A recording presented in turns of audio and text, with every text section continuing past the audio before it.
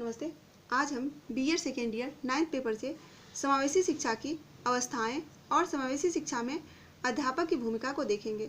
अगर आपने मेरे चैनल को सब्सक्राइब नहीं किया, सब्सक्राइब करें। सब्सक्राइब करने से आप मेरे से जुड़ जाते हैं।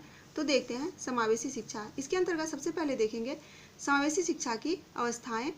समावेशी शिक्षा की अवस्थाएं को 7 श्रेणी में बांट रखा गया है। प्रथम श्रेणी पूर्णकालिक एकीकरण, द्वितीय श्रेणी, तृतीय श्रेणी बालक को व्यस्त रखना, चतुर्थ श्रेणी आवासीय शिक्षण संस्थान को सम्मिलित करना, पंचम श्रेणी आपसी सामंजस्य, छठी श्रेणी घरेलू कार्यक्रम, सातवीं श्रेणी लघुकालिक शिक्षण।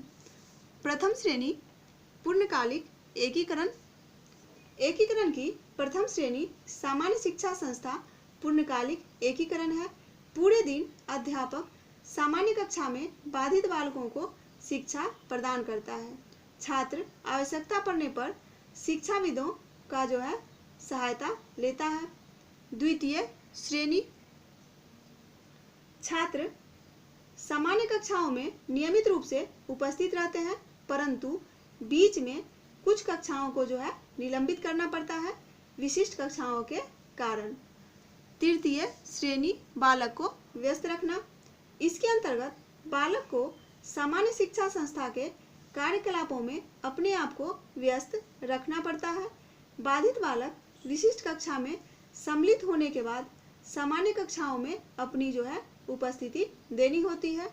चतुर्थ श्रेणी आवासीय शिक्षण संस्थान को सम्मिलित करना। समावेशी की चतुर्थ श्रेणी आवासीय शिक्षण संस्थाओं को सम्मिलित करती है, जिसमें पास के सामान्य विद्यालय के कुछ पाठ भी होते हैं। पंचम श्रेणी आपसी सामंजस्य। पंचम श्रेणी में स्तर एकीकरण को शामिल करता है। इसमें सामान्य बालकों को काफी अधिक संख्या में बाधित बालकों के साथ रखा जाता है, जिससे आपस में शैक्षणिक तथा अन्य प्रकार के गतिविधियों में सामंजस्य तथा सहयोग बढ़े। छठी श्रेणी घरेलू कार्यक्रम। सामान्य कक्षाओं में शिक्षण के साथ आवासीय स्थान पर शिक्षण तथा घरेलू कार्यक्रम को छठी श्रेणी में रखा गया है। सातवीं श्रेणी लघुकालिक शिक्षण। एकीकरण की सातवीं श्रेणी के अंतर्गत चिकित्सालय या अन्य कार्यस्थल आदि में लघुकालिक शिक्षण की व्यवस्था करना। तो ये था समावेशी शिक्षा की अवस्थाएं। अब हम देखेंगे समावेशी शिक्षा में अध्यापक की भूमिका को।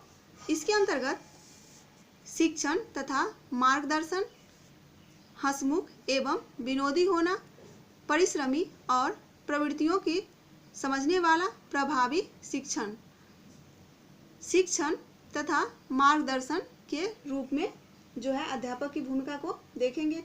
परिवार के अतिरिक्त बालक सबसे अधिक समय स्कूल में व्यतीत करता है।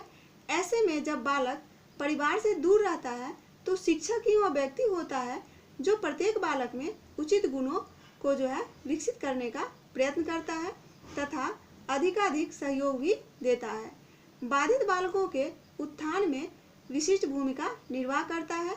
बालक के शिक्षण के साथ साथ मार्गदर्शन करना शिक्षक का मूल उद्देश्य होता है। हंसमुख एवं विनोदी होना। शिक्षक के हंसमुख एवं विनोदी होने से छात्र बेझिझक अपनी कठिनाइयों को शिक्षक के समक्ष रखता है और कक्षा का वातावरण भी उबाऊ नहीं होता। परिश्रमी और प्रवृत्तियों को समझने वाला। शिक्षक को हमेशा कठोर परिश्रम करने के लिए तत्पर रहना चाहिए। अच्छे अध्यापक को सदा शिक्षा के क्षेत्र में आधुनिक विधियों का ज्ञान होता है। कुछ शिक्षकों में प्रतिभाशाली बालकों को अधिगम में आने वाली समस्या तथा उनकी समस्या के निवारण हेतु विशेष दक्षता होनी चाहिए। छात्रों की आवश्यकताओं एवं प्रवृत्तियों को आसानी से समझ सके। प्रभावी शिक्षण।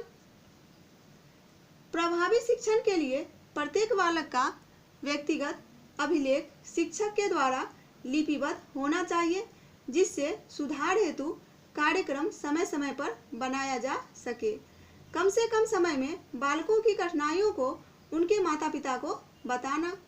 बालकों के सुधार हेतु शिक्षण कार्यक्रमों को शिक्षकों द्वारा समय समय पर बनाना चाहिए जो बालकों की विशिष्ट शिक्षण आवश्यकताओं को पूरा कर सके।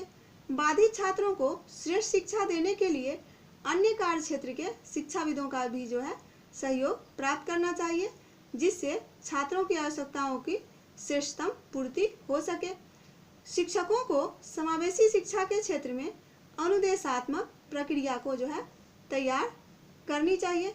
इस प्रकार के बालकों को पहचान कर उनकी बाध्यता को निर्धारित करना, शिक्षा संस्थान में उनका प्रवेश लेना, उनकी विशिष्ट सहायता करना, किसी व्यवसाय में सफल स्थापना करना अध्यापक का भूमिका होनी चाहिए। तो ये था समावेशी शिक्षा में अवस्थाएं और अध्यापक की भूमिका। धन्यवाद। आप मेरे चैनल को सब्सक्राइब करें, शेयर करें, लाइक करें।